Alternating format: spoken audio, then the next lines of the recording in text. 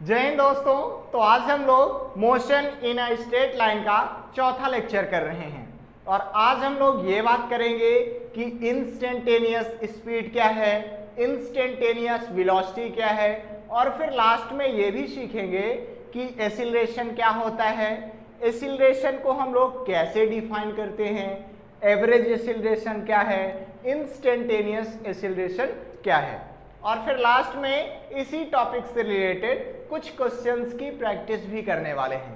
तो चलिए आज की क्लास स्टार्ट करते हैं। सबसे पहले हम लोग ये सीखते हैं कि इंस्टेंटेनियस स्पीड क्या होती है। हेडिंग लगाइए इंस्टेंटेनियस स्पीड।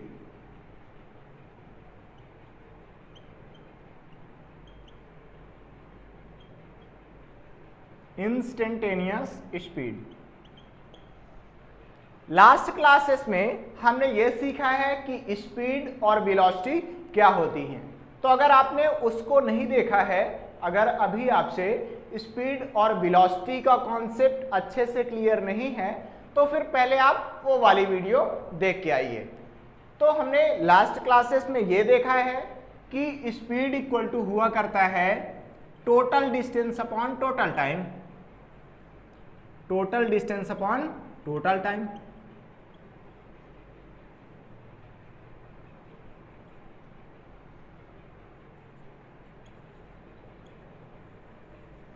एग्जाम्पल से समझें कि क्या है।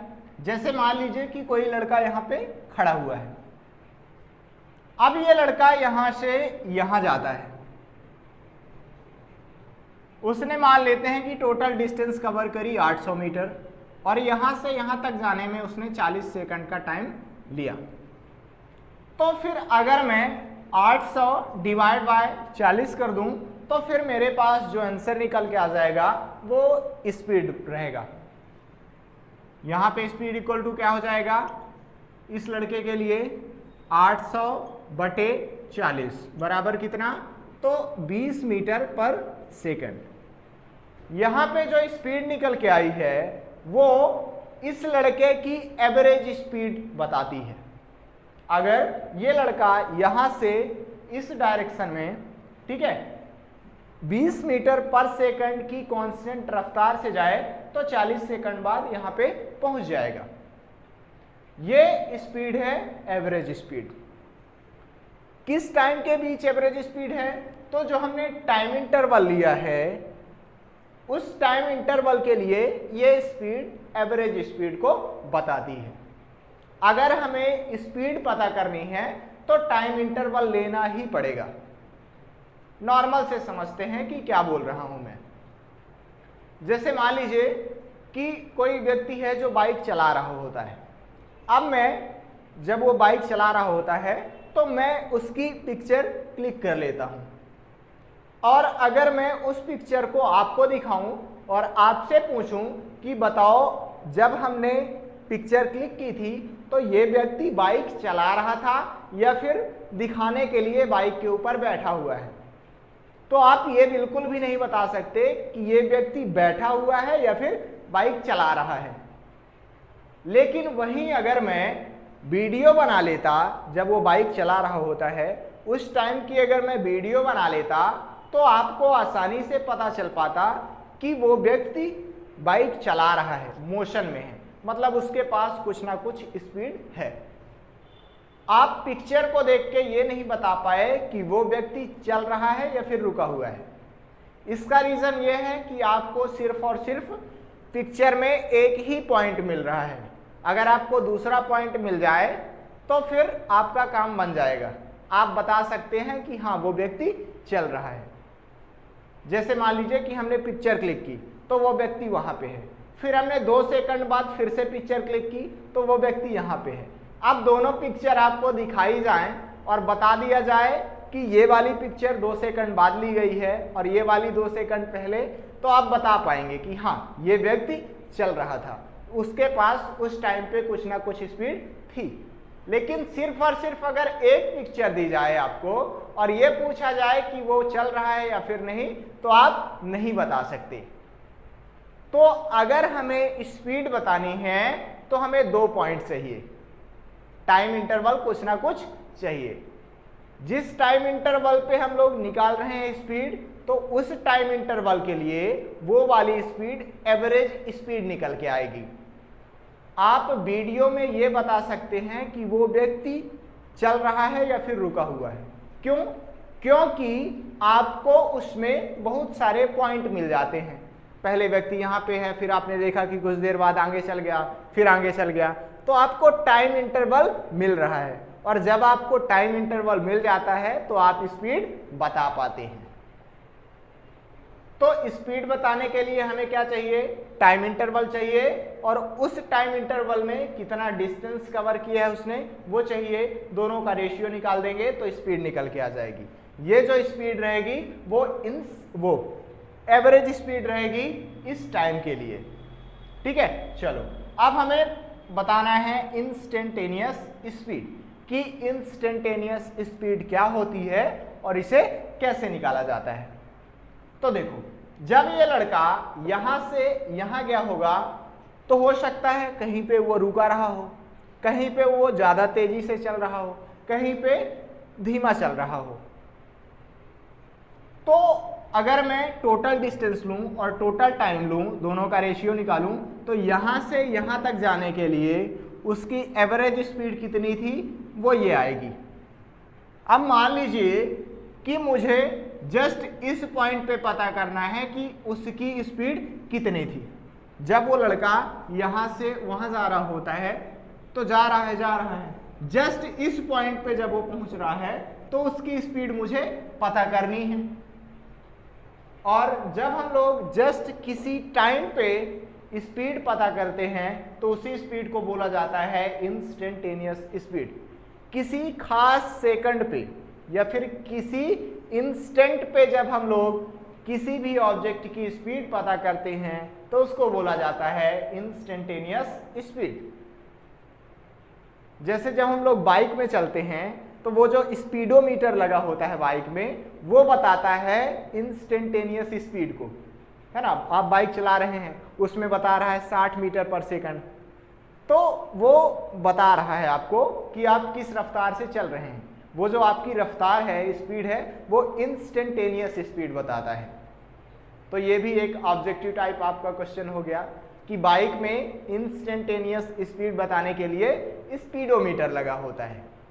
आप देखिएगा कि वो स्पीडोमीटर घटता बढ़ता रहता है, क्योंकि आपकी बार बार स्पीड चेंज होती रहती है, कभी ज़्यादा कभी कम, कभी ज़्यादा कभी कम। तो किसी इंस्टेंट पे अगर हम लोग स्पीड निकाल रहे हैं उसको बोलते हैं इंस्टेंटेनियस स्पीड। हमें जस्ट इस पॉइंट पे चाहिए, इसको नाम दे देते हैं, मान लीजिए सी पॉइंट हमने नाम दे दिया। अब मुझे इस पे स्पीड बतानी है। मैं ये जानता हूं कि मैं एक पॉइंट को लेके स्पीड डिफाइन नहीं कर सकता, मुझे कुछ ना कुछ टाइम इंटरवल लेना ही पड़ेगा।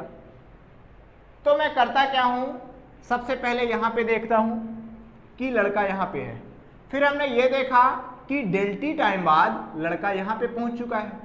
यहां से यहां तक जाने में उसने कितना टाइम लिया? डेल्टी टाइम लिया। और यहां से यहां तक उसने कितनी डिस्टेंस कवर करी? डेल एक्स डिस्टेंस कवर करी।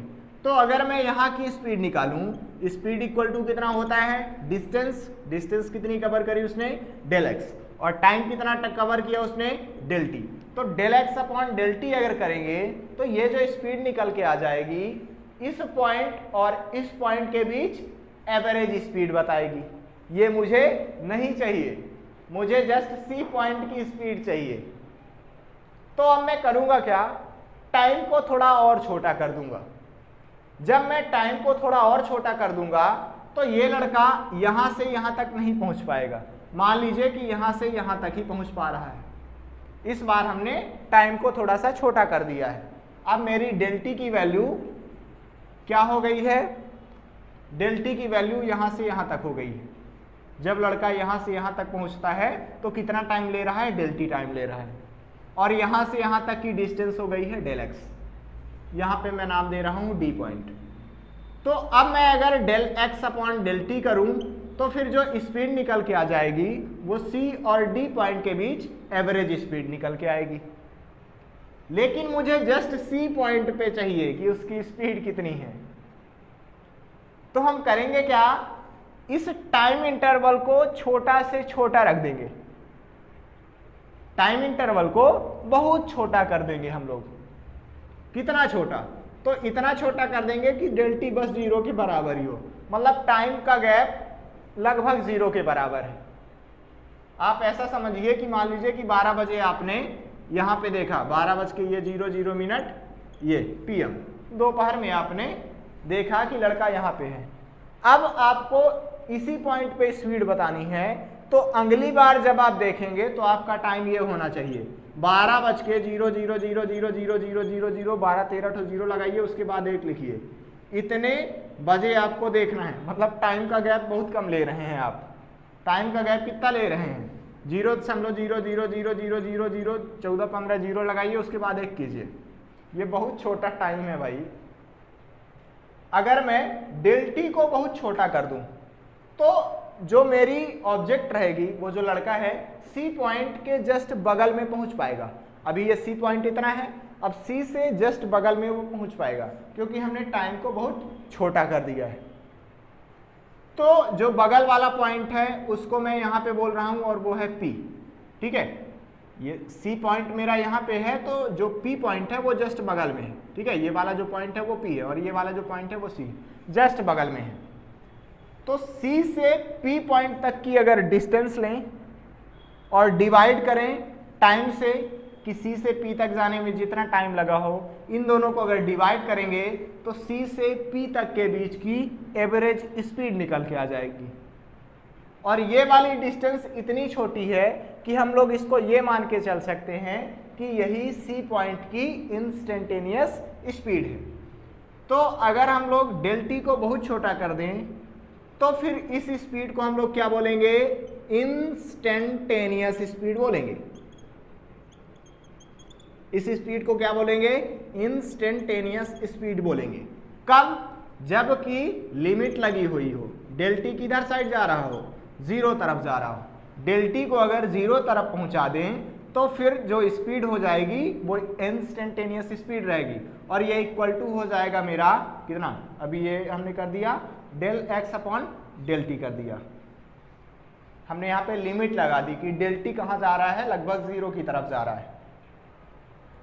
अब इसी को हम लोग एक नए तरीके से रिप्रेजेंट करते हैं, जिसको बोला जाता है d x upon d T.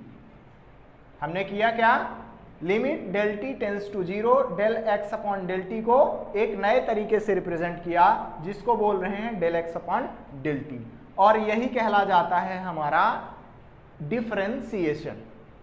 तो डिफरेंशिएशन का कॉन्सेप्ट कब आता है? जब हमें इंस्टेंटेनियस स्पीड पता करनी होती है। आप सोच रहे होंगे कि यही नंबर डिवाइड कर दें, जैसे मान लीजिए कि डेल एक्स मेरा आ गया 2 मीटर आ गया, ठीक है, और जो हम लोग टाइम इंटरवल ले रहे हैं वो ले लें। चलिए हमने ले लिया, इस टाइम को यहाँ पे लिख दिया 0.0000 लिखा, फिर 1 कर दिया। तो जब हम लोग इसको डिवाइड करेंगे तो सी पॉइंट पे इंस्टेंटेनियस स्पीड निकल के आ जाएगी, कोई दिक्कत नहीं है।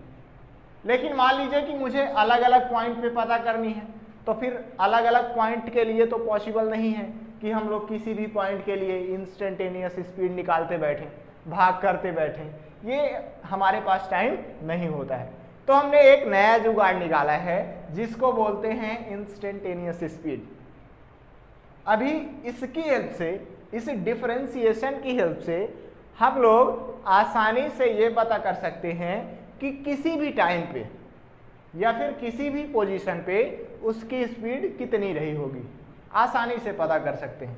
अभी हम लोग करेंगे कुछ देर बाद क्वेश्चन, तो आपके जो डाउट्स हैं वो और बेहतर तरीके से क्लियर हो पाएंगे। तो डिफरेंशिएशन का कॉन्सेप्ट आपको समझ में आया?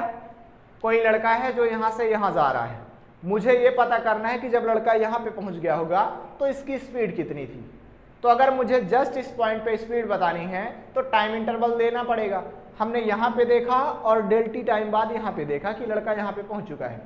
अब अगर ये वाली डिस्टेंस अपॉन यहाँ से यहाँ तक पहुँचने में टाइम लें, दोनों को रेशियो निकालें, तो फिर एवरेज स्पीड पता चल के आएगी। मुझे इस पॉइंट पे पता करनी है तो मैं टाइम इंटरवल को और छोटा कर दूंगा, तो मेरी जो ऑब्जेक्ट है वो यहाँ से यहाँ तक पहुँच पाएगी। अब इस बार डिस्टेंस अपॉन टाइम करेंगे अगर आप, तो फिर यहाँ से यहाँ के बीच एवरेज स्पीड निकल के आ जाएगी। मुझे यहाँ पे पता करनी है तो टाइम इंटरवल को मैं छोटा करता गया, इतना छोटा कर दिया कि जो टाइम इंटरवल है जस्ट 0 हो गया है। मतलब पहले ऑब्जेक्ट यहाँ पे है, अब जो अगली बारी ऑब्जेक्ट रहेगी मेरी वो जस्ट इसके थोड़ा सा बगल में रहेगी। जैसे ये C पॉइंट है तो P पॉइंट जस्ट बगल में रहेगा। इस कंडीशन में C और P के बीच एवरेज स्पीड निकल के आ जाएगी। उसी एवरेज स्पीड को हम लोग इंस्टेंटेनियस स्पीड पता कर सकते हैं, और वो ये हो जाएगा del x upon del t, जहाँ पे डेल टी 0 की तरफ जा रहा है। अभी हमने इसको एक नए तरीके से रिप्रेजेंट किया dx अपॉन dt, जिसको बोलते हैं डिफरेंशिएशन। ये क्लियर हो गया क्या? चलो आगे बढ़ते हैं हम लोग।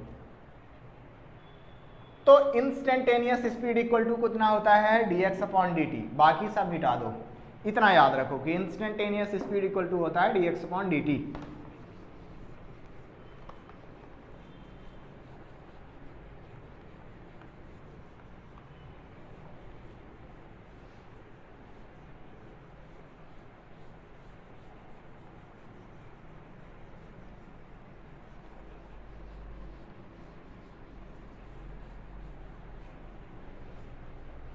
हाँ भाई, तो क्या निकल के आया मेरा कि इंस्टेंटेनियस स्पीड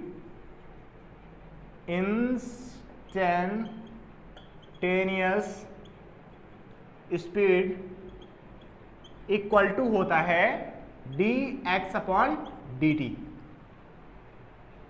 और यही है डिफरेंशिएशन।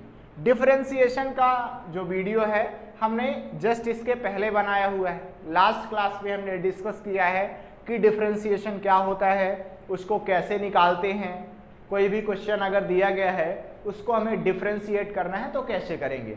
अगर आपने वो वीडियो नहीं देखा है तो उसे देख लीजिए, क्योंकि हम लोग इसी टॉपिक से रिलेटेड अभी कुछ क्वेश्चंस करेंगे और वहाँ पे डिफरेंशिएशन करना है। और अगर आपसे डिफरेंशिएशन करते ही नहीं आता तो फिर आपको दिक्कत जाने वाली है। तो इंस्टेंटेनियस स्पीड इक्वल टू कितना होता है? dx upon dt। Last class में हमने ये देखा था कि यहाँ पे y हुआ करता है और यहाँ पे x हुआ करता है, dy अपॉन dx हुआ करता है। वहाँ पे ये जो x y है ये वेरिएबल है, जैसे यहाँ पे ये पोजीशन बताता है और ये टाइम बताता है। तो यहाँ पे y और x कुछ भी हो सकते हैं। हमने ये देखा था कि ये जो dy बाय dx है ये स्लोप बताता है। किसका स्लोप बताया करता है? तो बाई एक्स कर्व का ये स्लोप बताता है किसी भी पॉइंट पर। इतना क्लियर? dy बाई dx क्या बताता है? बाई एक्स कर्व का स्लोप बताया करता है। उसी तरह यहां पे क्या लिखा है? dx upon dt। x क्या है मेरा? तो x है मेरा पोजीशन। x क्या है मेरा? तो x है पोजीशन। और t क्या है मेरा? टाइम। dy बाई dx ये क्या बताता है?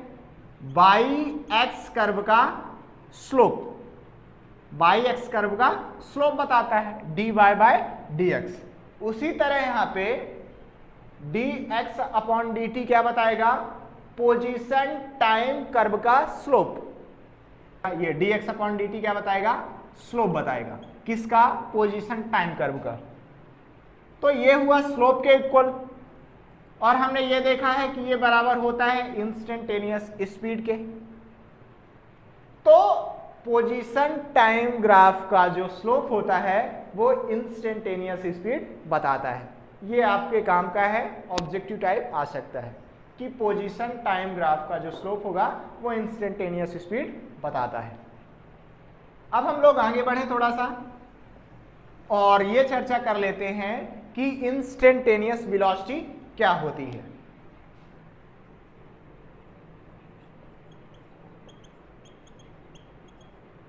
Instantaneous velocity,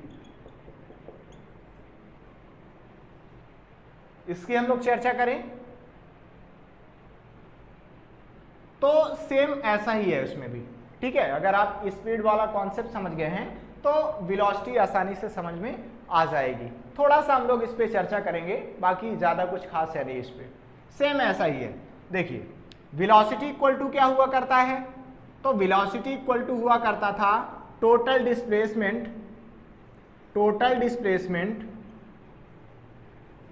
upon total time. यही होता है मेरे पास वेलोसिटी का फॉर्मूला कि अगर कोई लड़का यहां से यहां चला जाता है तो उसने टोटल कितनी डिस्प्लेसमेंट कवर करी, टोटल कितना टाइम लगा, इन दोनों का रेशियो निकाल देंगे तो ये जो इस वेलोसिटी निकल के आ जाएगी ये एवरेज वेलोसिटी रहेगी ए से बी पॉइंट के बीच। अब मुझे किसी इंस्टेंट पे चाहिए, जस्ट इस पॉइंट पे चाहिए, उस ऑब्जेक्ट की वेलोसिटी कितनी थी तो उसको बोलेंगे इंस्टेंटेनियस वेलोसिटी। किसी इंस्टेंट पे वेलोसिटी जब निकालेंगे तो उसको इंस्टेंटेनियस वेलोसिटी बोलेंगे। अब उसको कैसे निकाला जाता है, तो फिर से वही कॉन्सेप्ट आता है कि हमें सी पॉइंट पे पता करनी है इंस्टेंटेनियस वेलोसिटी। तो फिर मैं करूंगा क्या, टाइम इंटरवल लूंगा। मान लीजिए कि हमने डेल टी टाइम इंटरवल लिया, तो ये जो मेरी ऑब्जेक्ट है यहां से यहां पहुंच चुकी है, उसका डिस्प्लेसमेंट हो गया है डेल एस, और टाइम कितना लगा यहां से यहां तक पहुंचने में, तो डेल टी टाइम लगा। तो अगर मैं del s upon del t कर देता हूं तो ये निकल के आ जाएगा सी से डी पॉइंट के बीच एवरेज वेलोसिटी। लेकिन मुझे सी पॉइंट पे ही चाहिए वेलोसिटी, तो फिर मैं करूंगा क्या, इस टाइम इंटरवल को छोटा करता जाऊंगा। अभी मेरी एवरेज स्पीड कितनी निकल, एवरेज वेलोसिटी कितनी हो रही है, del x upon del t हो रही है। मुझे सी पॉइंट पे चाहिए, इंस्टेंटेनियस वेलोसिटी चाहिए, तो मैं डेल टी को छोटा कर दूंगा तो मुझे इंस्टेंटेनियस वेलोसिटी निकल के आ जाएगी। तो यहां पे आप लिख लेंगे कि इंस्टेंटेनियस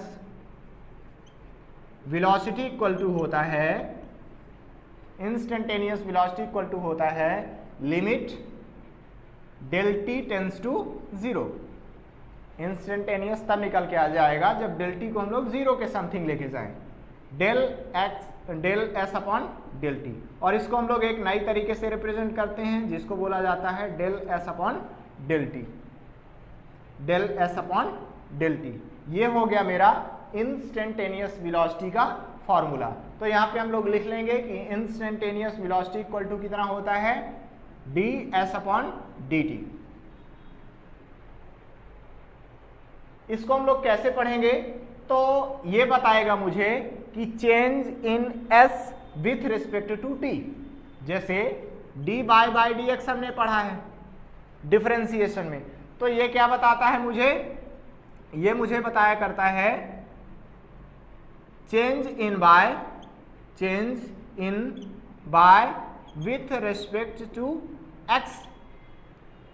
बाय में किस प्रकार का चेंज आ रहा है, एक्स के साथ। तो यहां पे देखिए D S upon d T है, इसका मतलब ये हुआ कि ये हमें बताएगा कि पोजीशन में किस प्रकार का चेंज आ रहा है टाइम के साथ, बाई में किस प्रकार का चेंज आ रहा है एक्स के साथ, यहाँ पे पोजीशन में किस प्रकार का चेंज आ रहा है टाइम के साथ। तो ये हमें बताएगा change in position with respect to time. Change in position with respect to time, with respect to time. अब हम लोग बात कर लेते हैं कि एसिलरेशन क्या होता है, फिर ये सीखेंगे कि एवरेज एसिलरेशन क्या है, इंस्टेंटेनियस एसिलरेशन क्या है, वो सब कुछ। अभी हेडिंग लगाइए एसिलरेशन,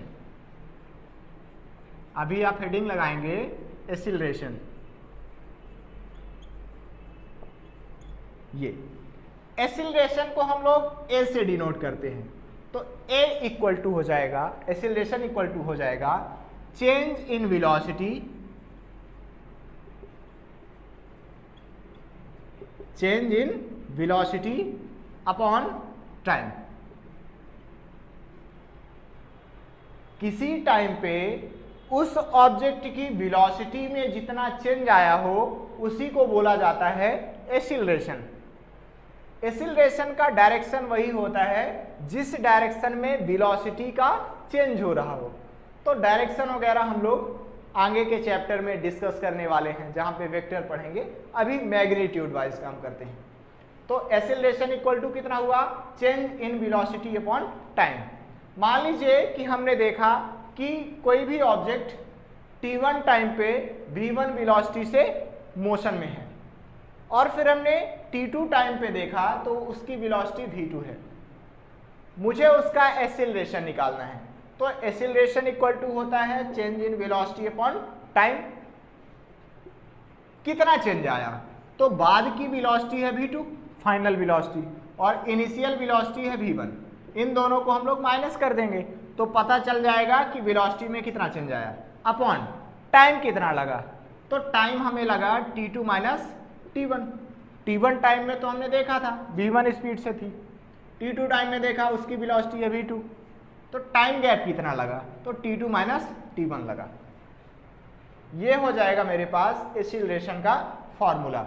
एक्सीलरेशन इक्वल टू होता है final velocity minus initial velocity upon final time minus का इनिशियल टाइम। डायरेक्शन वही होगा जिस डायरेक्शन में वेलोसिटी में चेंज आएगा। अब आप लोग बुक में देखे होंगे कि कोई भी ऑब्जेक्ट है जो कि मोशन कर रही है और उसमें एक्सीलरेशन है 8 मीटर पर सेकंड स्क्वायर का। ए बराबर है 8 मीटर पर सेकंड स्क्वायर का। आप लोग ऐसा देखे होंगे कि कोई भी ऑब्जेक्ट है जिसका एक्सीलरेशन कितना है। अभी हम लोग थोड़ा सा ये समझ लेते हैं कि किसी भी ऑब्जेक्ट का acceleration 8 metre per second square होने का क्या मतलब होता है। ठीक है, इसको समझें, चलो समझते हैं। ए बराबर है इतना, अभी मैं इसको लिख सकता हूं 8 metre per second upon second. इसको मैं ऐसे लिख सकता हूं क्योंकि बटे में सेकंड था ना, इसको मैं यहां पे लेके गया, बात वही है। ये है मेरा एक्सीलरेशन। अब एक्सीलरेशन की डेफिनेशन देखिए, change in velocity upon time. ठीक है, change in velocity upon time. यहां पे कितने सेकंड लिखा गया है, तो यहां पे सेकंड बस है, इसके बगल में मैं लिख सकता हूं 1 सेकंड, ये हमने लिख दिया 1। अब इसको ध्यान से समझिए, उस ऑब्जेक्ट में एक्सीलरेशन है 8 metre per second 8 metre per second. Acceleration equal to होता है change in velocity upon time. तो उस ऑब्जेक्ट का एक्सीलरेशन इतना होने का मतलब यह है कि उस ऑब्जेक्ट की वेलोसिटी में 1 सेकंड में इतना चेंज आ रहा है। उस ऑब्जेक्ट की वेलोसिटी में हर 1 सेकंड में इतना चेंज आ रहा है। जैसे मान लीजिए कि किसी भी ऑब्जेक्ट की वेलोसिटी अभी है 2 मीटर पर सेकंड और उसमें इतना एक्सीलरेशन है, इसका मतलब यह है कि 1 सेकंड में उसमें वेलोसिटी का इतना बदलाव आ रहा है, 8 मीटर पर सेकंड का बदलाव आ रहा है। तो पहले उसकी वेलोसिटी है मान लेते हैं 2 मीटर पर सेकंड, अब 1 सेकंड बाद इसकी वेलोसिटी कितनी हो जाएगी 10 मीटर पर सेकंड। देखिए 8 मीटर पर सेकंड का गैप आ गया ना, चेंज हो गई इतनी वेलोसिटी। अब फिर से 1 सेकंड बाद देखेंगे आप तो 8 मीटर पर सेकंड फिर से ऐड हो जाएगी, इतनी चेंज हो जाएगी, तो ये हो जाएगा मेरा 18 मीटर पर सेकंड। फिर से आप देखेंगे तो फिर से कितना हो जाएगा, प्लस का आप 8 कर देंगे तो कितना हो जाएगा 26 मीटर पर सेकंड। तो ये बताता है मुझे एक्सीलरेशन कि किसी भी ऑब्जेक्ट की वेलोसिटी किस रेट से चेंज हो रही है। अगर मैं बोल रहा हूं कि इस ऑब्जेक्ट की का एक्सीलरेशन है 5 मीटर पर सेकंड स्क्वायर, तो इसका मतलब यह है कि इसकी वेलोसिटी 1 सेकंड में 5 मीटर पर सेकंड की रेट से चेंज हो रही है। अभी अगर ये रुका हुआ है तो अगले सेकंड में 5 मीटर पर सेकंड की रफ्तार हो जाएगी इसकी, फिर अगले वाले में 10 मीटर पर सेकंड, अगले वाले में 15, अगले वाले में 25, ऐसे बढ़ता जाएगा। मतलब 15 के बाद 20 आएगा, उसके बाद 25। तो ये हो गया एक्सीलरेशन। एक्सीलरेशन इक्वल टू कितना होता है change in velocity upon time. ठीक है, अब थोड़ा सा इंस्टेंटेनियस एक्सीलरेशन पे बात कर लेते हैं और उसके बाद हम लोग करेंगे क्वेश्चन। इंस्टेंटेनियस एक्सीलरेशन तो बन जाएगा तुम लोगों से, ना बनेगा? बन जाएगा भाई। देखो इसको मैं लिख सकता हूं, क्या लिख सकता हूं मैं, डेल v बटे डेल टी। यही लिख सकता हूँ ना, इसको हमने हल किया तो डेल भी आ गया मान लेते हैं और बटे में डेल टी आ गया। मुझे इस बार इंस्टेंटेनियस एसिलरेशन चाहिए। कौन सा एसिलरेशन चाहिए? Instantaneous acceleration.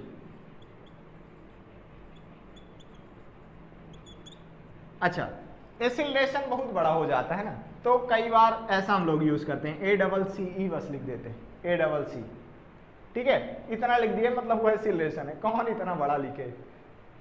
चलो, इंस्टेंटेनियस एसिलरेशन निकालना है, इसको मैं डिनोट कर रहा हूं कुछ ऐसे, आई ये ए किया और यहाँ पे इंस्टेंटेनियस कर दिया, एसिलरेशन बता रहा है और INST कर दिया, मतलब इंस्टेंटेनियस वाला, एसिलरेशन इंस्टेंटेनियस वाला।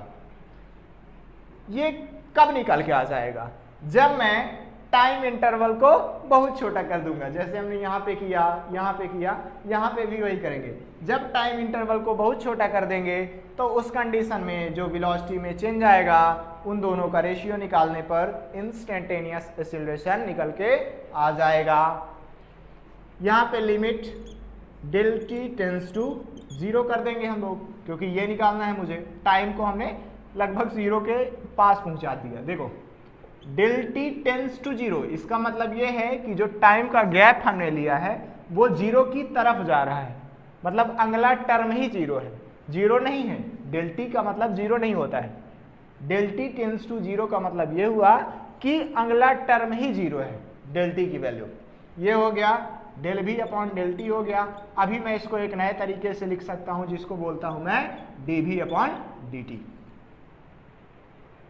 अब फिर से यहां पे कॉन्सेप्ट आ गया कि देखिए dv अपॉन dt क्या बताता है?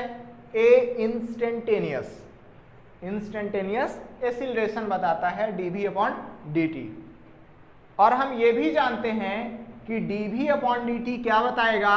तो vt ग्राफ का जो कर्व रहेगा, vt ग्राफ अगर मैं खींचूं तो vt ग्राफ का स्लोप बताएगा, ये vt ग्राफ का स्लोप बताएगा eight any point, eight any point.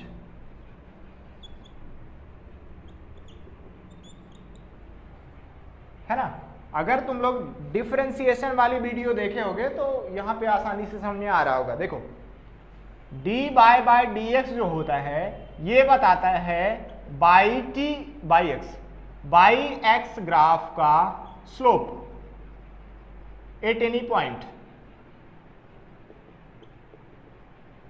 dy by dx क्या बताता है? बाई एक्स ग्राफ का स्लोप बताता है किसी भी पॉइंट पर। तो उसी तरह dv अपॉन dt लिखा है, तो अगर मैं vt ग्राफ का स्लोप निकालूं तो ये dv अपॉन dt बताएगा, vt ग्राफ का स्लोप किसी भी पॉइंट पर। dv अपॉन dt क्या बताता है? vt ग्राफ का स्लोप बताता है किसी भी पॉइंट पर। और ये क्या बता रहा है? a इंस्टेंटेनियस बता रहा है। a इंस्टेंटेनियस इक्वल टू इतना होता है और इसके इक्वल टू ये होता है। इस कुल मिला के a इंस्टेंटेनियस इक्वल टू होता है vt ग्राफ का स्लोप किसी भी पॉइंट पर।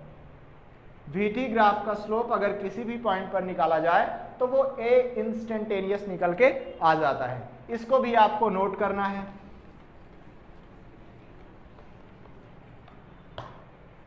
क्या लिखेंगे आप कि a इंस्टेंटेनियस इक्वल टू होता है vt ग्राफ का स्लोप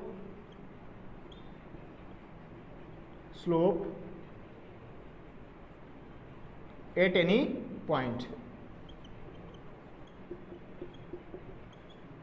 चलो, तो यहां तक थ्योरी हमारी कंप्लीट हुई। अब हम लोग कुछ क्वेश्चंस की प्रैक्टिस कर लेते हैं।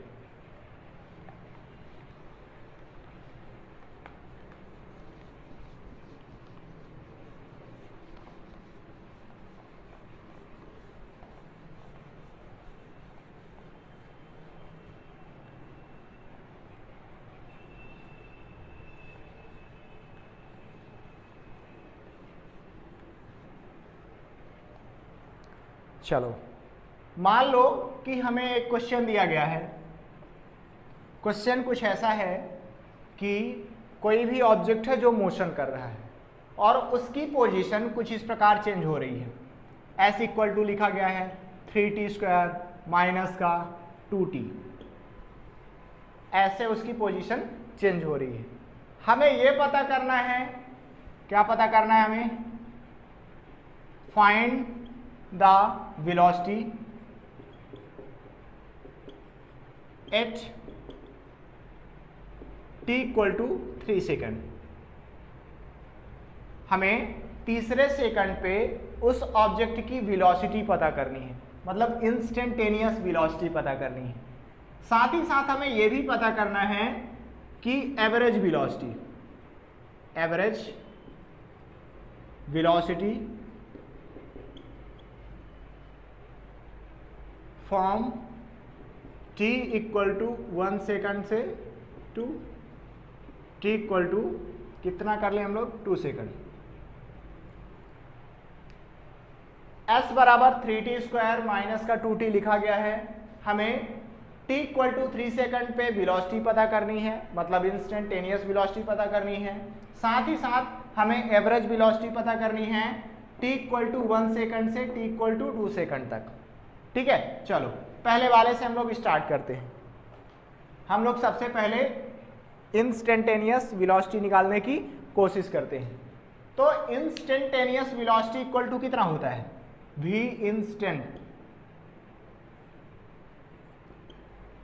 इंस्टेंटेनियस कैसे निकल के आता है, ds/dt करने पे। अगर मैं s को डिफरेंशिएट कर दूं तो v इंस्टेंटेनियस निकल के आ जाता है। चलो भाई अच्छी बात है, s की वैल्यू पुट करो यहाँ पे, तो d/dt, और यहाँ पे हम लोग s की वैल्यू पुट करेंगे तो 3t स्क्वायर माइनस का 2t आ गया। अभी हम लोग करेंगे क्या, इस डिफरेंशिएशन को अंदर लेके जाएंगे, मतलब इसको सॉल्व करेंगे। तो देखिए 3 बाहर निकल के आ जाएगा और यहाँ पे आ जाएगा 3d/dt और t का स्क्वायर, फिर माइनस यहाँ पे करेंगे, यहाँ पे 2 बाहर आ जाएगा तो ये मेरा 2 बाहर चला गया, d/dt करेंगे और यहाँ पे आ जाएगा t। अब इसको सॉल्व कर लेंगे हम लोग। तो जब सॉल्व करेंगे तो आ जाएगा मेरा, क्या आ जाएगा, 2 आगे चला जाया करता है तो 3 गुणे 2 करेंगे तो 6t माइनस का 2 और t का डिफरेंशिएशन 1 हो जाता है। तो ये आ गया मेरा v इंस्टेंटेनियस की वैल्यू 6t माइनस का 2। अब मुझे क्या पता करना है, t इक्वल टू 3 सेकंड पे पता करना है। तो यहाँ पे t की वैल्यू कितनी रख दीजिए, t की वैल्यू आप 3 सेकंड रखेंगे तो फिर आपको v इंस्टेंटेनियस निकल के आ जाएगा। तो 6 गुणे 3 करेंगे तो 6 3 18 और माइनस का 2 करेंगे तो 16 आ जाएगा, 16 मीटर पर सेकंड। अगर यहाँ पे पोजीशन मीटर में बताई गई हो तो, क्योंकि यहाँ पे टाइम हम लोग सेकंड में ले रहे हैं। मान लेते हैं कि ये जो पोजीशन है किस में बताई गई है, मीटर में बताई गई है। तो फिर वेलोसिटी इक्वल टू हो जाएगा 16 meter per second, t equal to 3 second पे। मुझे एवरेज स्पीड भी पता करनी है, सॉरी एवरेज वेलोसिटी पता करनी है। तो उसको कैसे निकाला जाए, तो देखिए एवरेज वेलोसिटी इक्वल टू होता है टोटल डिस्प्लेसमेंट। ठीक है, मतलब अंतिम वाला डिस्प्लेसमेंट माइनस पहले वाला डिस्प्लेसमेंट अपॉन आखिरी वाला टाइम माइनस पहले वाला time. Average velocity equal to हुआ final position minus initial position upon final time minus initial time. चलिए इसको सॉल्व कर लेंगे हम लोग। तो टाइम कहां से कहां तक दिया गया है, मुझे 1 सेकंड से 2 सेकंड के बीच दिया गया है। इसको मैं मिटा रहा हूं। जो मुझे टाइम दिया गया है वो 1 सेकंड से 2 सेकंड के बीच दिया गया है। तो हम लोग करेंगे क्या, यहाँ पे t1 की वैल्यू लिखेंगे, t1 है 1 और t2 है मेरा 2। अब मुझे s1 फाइंड करना है। जब t की वैल्यू 1 है तो पोजीशन क्या हो जाएगा, यहाँ पे आप 1 रखिए, तो 1 रखेंगे तो 1 का स्क्वायर मतलब 3 गुणे 1 माइनस का यहाँ पे 2 आ जाएगा, तो 3 माइनस 2 करेंगे तो आप 1 आ जाएगा। s1 की वैल्यू रहेगी 1। और जब आप t की वैल्यू 2 पुट करेंगे यहाँ पे तो आपको s2 मिल जाएगा। s2 इक्वल टू क्या हो जाएगा, 3 ये किया आपने और 2 का स्क्वायर किया तो 2 दूनी 4 हो जाएगा, फिर माइनस करेंगे यहाँ पे 2 और 2 गुणे 2 करेंगे तो ये हो जाएगा मेरा 4। तो s2 इक्वल टू क्या निकल के आ जाएगा, 4 3 12 माइनस का 4, यहाँ से आ जाएगा मेरा 8। ये s2 की वैल्यू आ गई मेरी 8। यहाँ पे पुट कर दीजिए, आंसर आ गया आपका S2। S2 कैसे निकाला जाए, तो ये 8 माइनस का S1 कितना, तो 1 बटे T2 माइनस T1, T2 कितना है 2 माइनस का T1 है 1, तो ये आ गया मेरा, यहाँ से मैं 7 बटे 1 किया तो ये आ गया 7 मीटर पर सेकंड। ये एवरेज वेलोसिटी निकल के आ गई 1 सेकंड से 2 सेकंड के बीच। तो इस तरीके से हम लोग कर सकते हैं। चलिए इसको नोट कीजिए।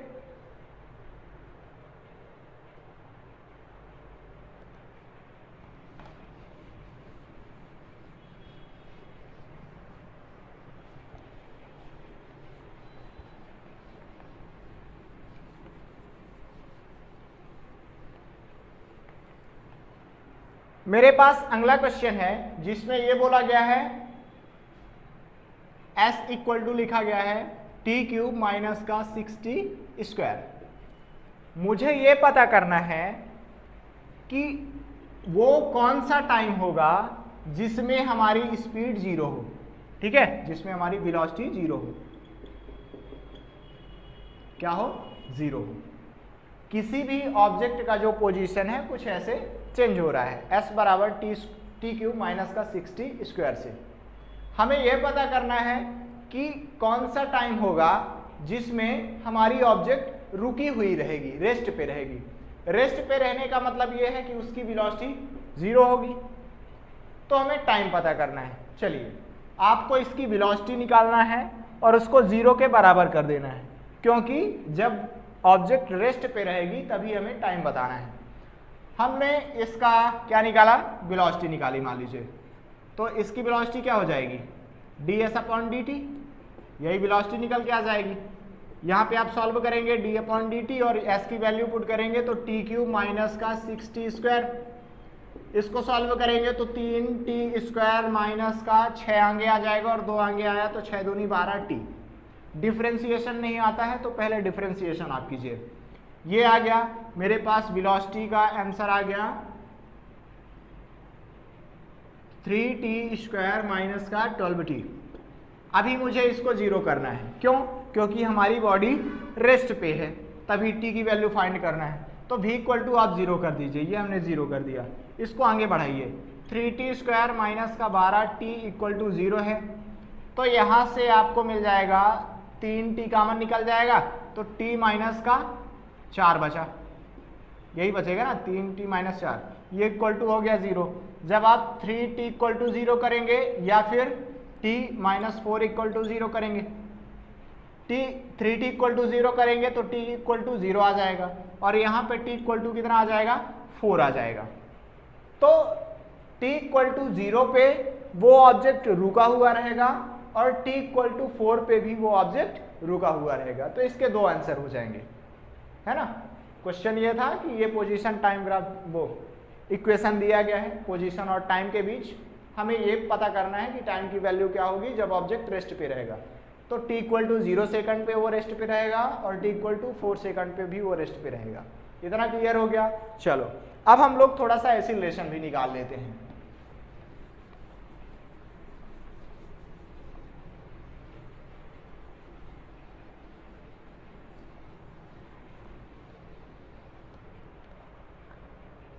मान लीजिए कि हमारे पास कुछ ऐसा क्वेश्चन दिया गया है कि किसी भी ऑब्जेक्ट की वेलोसिटी है 12t की पावर 3 माइनस का t स्क्वायर प्लस का 2t माइनस का 6।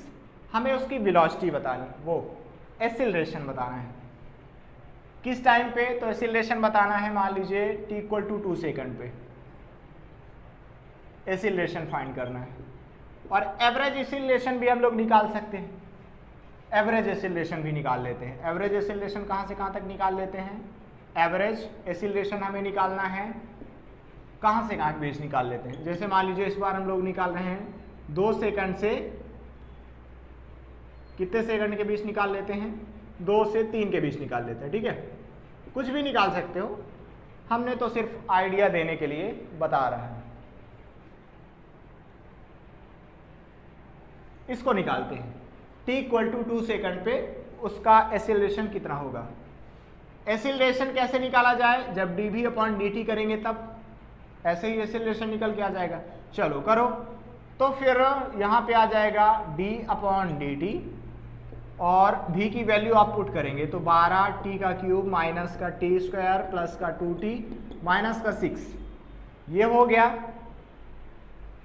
अब यहाँ से आप कर लेंगे इसको डिफ्रेंशिएट, तो 12 गुणे 3 तो 12 3 36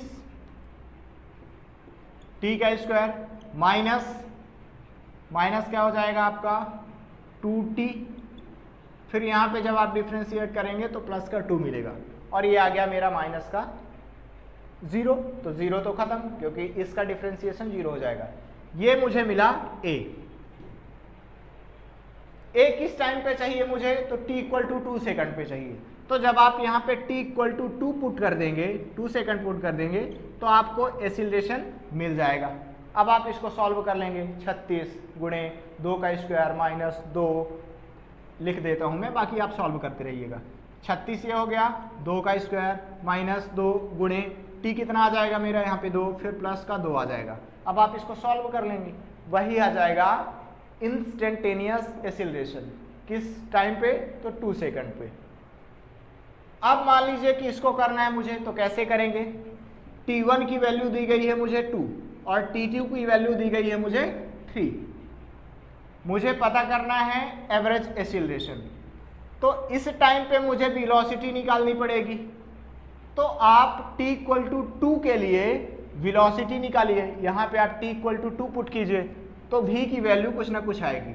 मान लीजिए कि आपकी वैल्यू आ गई है 50, अब आप इसको सॉल्व करेंगे तो निकल के आएगा कि कितना आया। ठीक है, मैं सॉल्व नहीं कर रहा हूँ, बस आपको आइडिया दे रहा हूँ।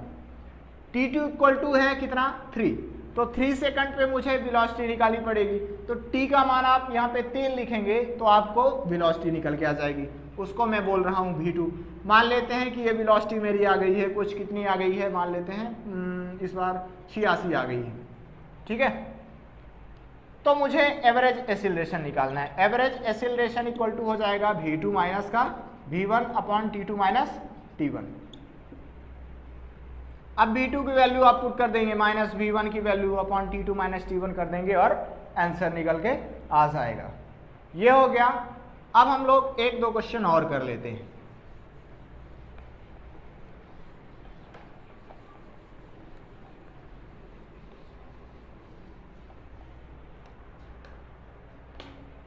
जैसे मान लीजिए कि मेरे पास क्वेश्चन दिया गया है s बराबर है 3t स्क्वायर माइनस का 2t प्लस का 12। मुझे ये पता करना है कि इसकी वेलोसिटी क्या होगी, वेलोसिटी पता करनी है t इक्वल टू 3 सेकंड पे। ठीक है, 3 इक्वल टू 3 सेकंड पे वेलोसिटी पता करनी है और साथ ही साथ एसिलरेशन भी पता करना है t इक्वल टू 2 सेकंड पे। तो कैसे निकाला जाए, देखिए वेलोसिटी अगर निकालना है तो वेलोसिटी इक्वल टू होता है ds अपॉन dt। यहां से आप इसको सॉल्व करके निकाल लेंगे, d अपॉन dt आ जाएगा ये आपका, और यहां पे ये लिखा रहेगा 3t स्क्वायर माइनस का 2t प्लस का 12। अब ये अंदर साइड जाएगा और डिफ्रेंशिएट होगा, तो 3 दूनी 6t माइनस का 2 आ जाएगा यहाँ पे आपका आंसर। ठीक है, ये आ गया मेरा वेलोसिटी। अब मुझे वेलोसिटी पता करनी है t इक्वल टू 3 सेकंड पे, तो आप t की वैल्यू 3 रखिए, यहाँ पे t की वैल्यू आप कितनी रखेंगे 3 रखेंगे, तो v बराबर कितना आ जाएगा 6 3 18 माइनस 2 तो 16। ये आ गया तीसरे सेकंड पे, है ना, उसकी वेलोसिटी इतनी रहने वाली है। मुझे एसिलरेशन भी पता करना है। वेलोसिटी ये निकल के आई है, वेलोसिटी क्या है मेरे पास 6t माइनस का 2। एसिलरेशन पता करना है तो मैं इसको डिफरेंशिएट करूंगा क्योंकि dv upon dt equal to होता है a। तो d अपॉन dt ये हो गया, v की वैल्यू आप पुट कीजिए 6t माइनस का 2, तो a बराबर निकल के आ जाएगा आपका, क्या निकल के आ जाएगा 6। t का डिफरेंशिएशन 1 हो गया और ये -2 तो 0 हो गया। अब हमें t इक्वल टू 2 सेकंड पे पता करनी है, यहाँ पे तो t है ही नहीं, तो चाहे आप t इक्वल टू 2 रखें, 3 रखें, 5 रखें, कुछ भी रखें, आंसर हमेशा इतना ही आएगा, है ना। उसका एक्सीलरेशन कांस्टेंट है, ये जो ऑब्जेक्ट है कांस्टेंट एक्सीलरेशन से मोशन में है। तो t equal to 2 second, 5 second, 20 second, किसी भी सेकंड पे एक्सीलरेशन इतना रहेगा और t इक्वल टू 3 सेकंड पे वेलोसिटी इतनी रहने वाली। तो इस तरीके से हमने कुछ क्वेश्चंस की प्रैक्टिस की है। एक लास्ट क्वेश्चन हम लोग कर लेते हैं।